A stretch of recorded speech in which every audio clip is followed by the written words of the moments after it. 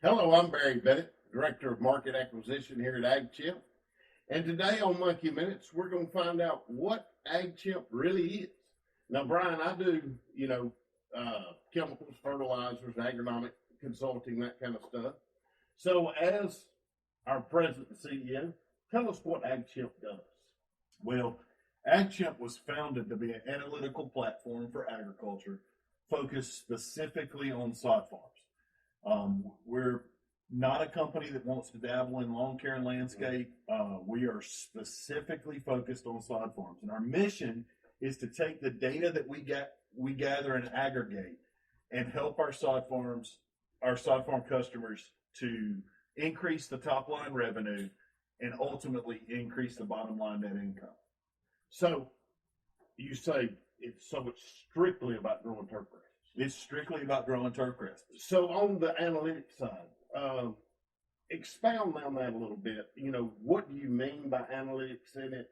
What are we talking about? Well, that's a great question. So for years, different manufacturers, different companies have claimed that they can deliver data that would be useful to a sod farmer.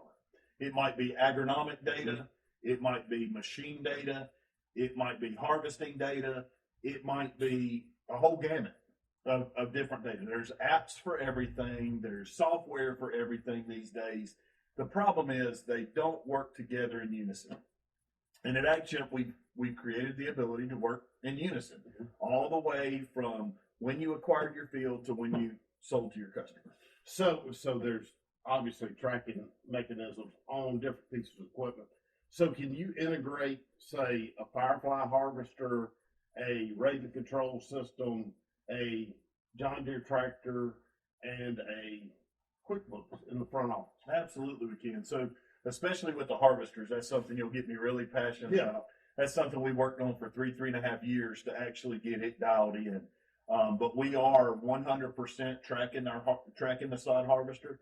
We are brand or make agnostic.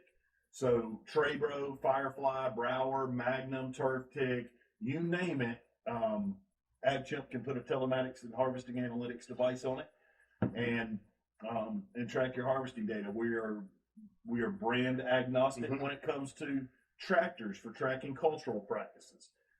We are specific to QuickBooks Online when we start to talk about the sales and logistics. But you asked about the raven controller. Absolutely.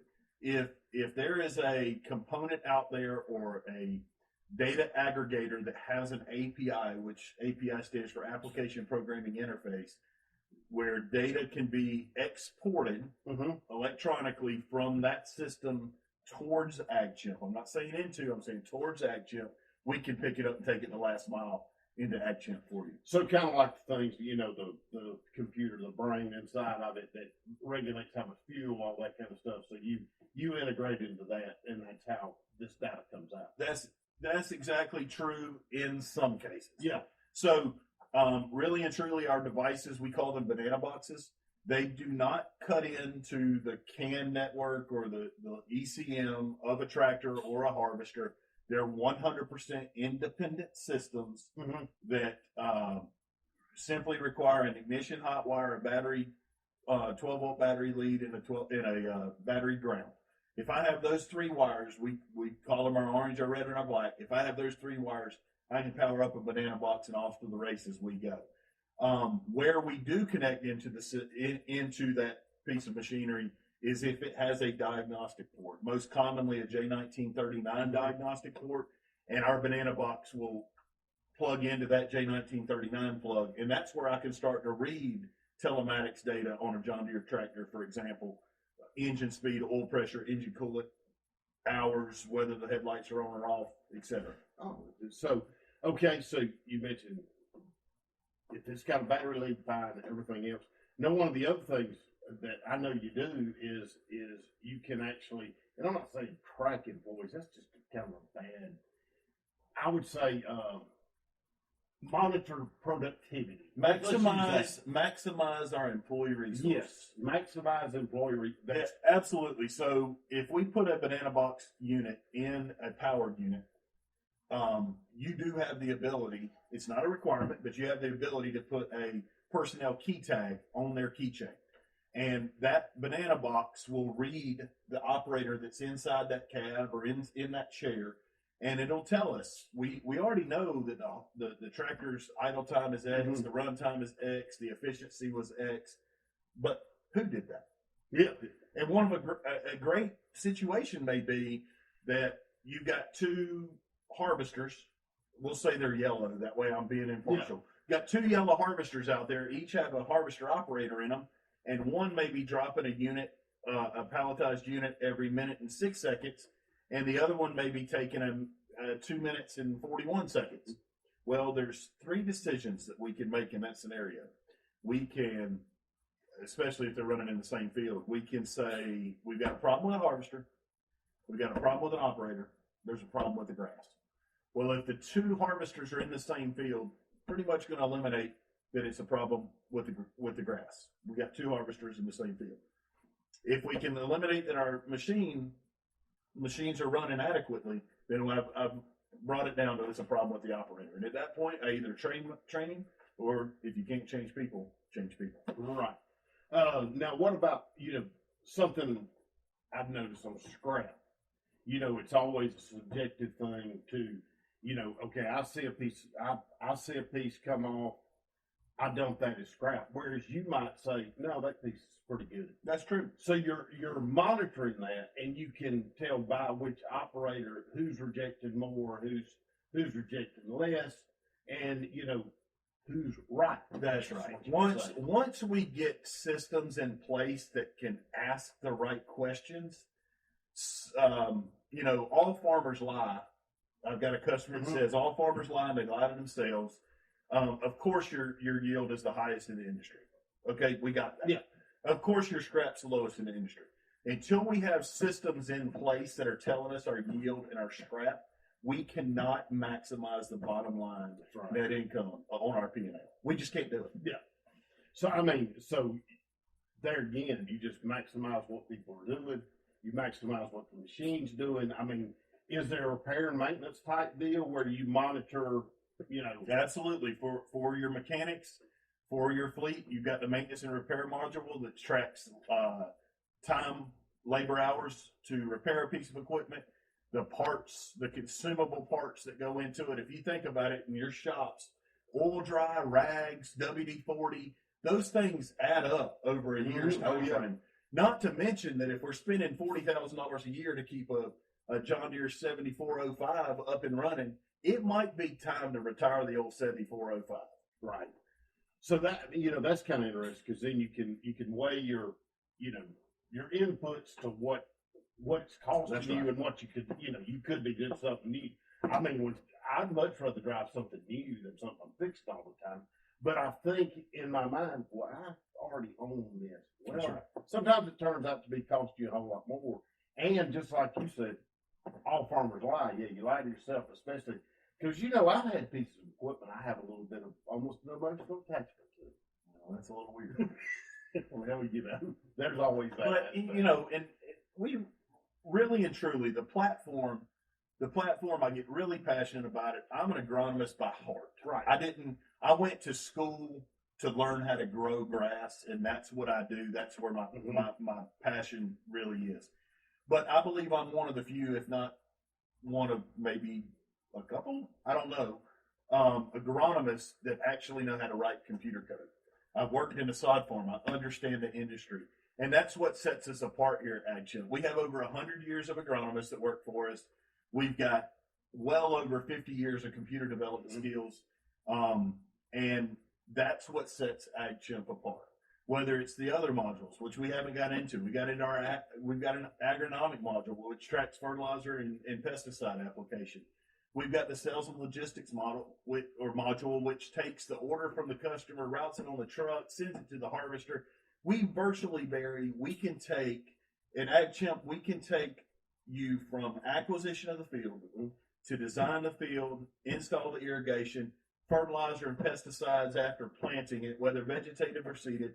We put our fertilizer and our pesticides out, we mow it, we aerify it, we mow it again, we harvest it, we sell it to the customer, we process the credit card, and we post the transaction in QuickBooks Online all the way to the P&L. the entire process has got a home inside of AgChimp, and it's specifically tailored to the sod farm. And one of the things I like about that is, of course, what day you did anything. That's right. And, of course, the biggest money loser is scrap. That's right. For the most part. That, you may look at a field and go, we should have waited a little later in the year. You get into next year, you don't remember what date that was. No. But by this, you have a absolute picture of, hey, this is what we did last year. Let's either change some agronomic inputs or let's wait a little longer to do what we're doing. So here again, this is, what is AgChimp? So we kind of covered the analytics side. I touched on the fertilizer chemical side.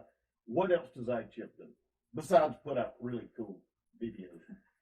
Well, I would say that our biggest feature outside of the analytics side is our marketplace.